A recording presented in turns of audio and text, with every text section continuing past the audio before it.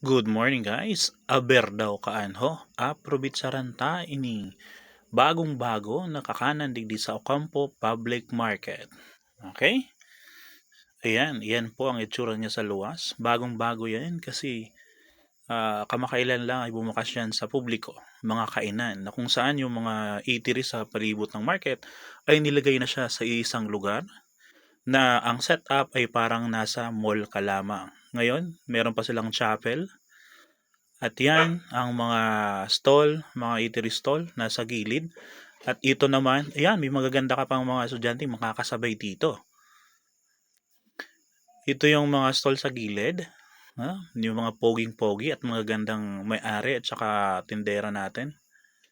Mga nag-serve din. Ito yung eating area nila. Di ba? Malawak. Para siyang food court ng mga mall.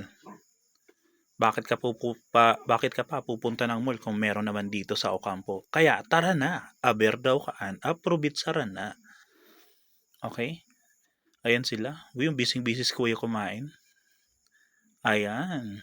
O, di ba? Dami nila. Dami nilang pagkain. Buti pa dito, mura lang, masarap pa. Okay po.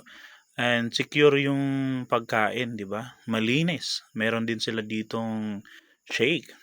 Halos lahat sila eatery. Kung kakain ka, dito ka na lang. Malinis yung lugar. At saka, ayun, may nagdi-date pa.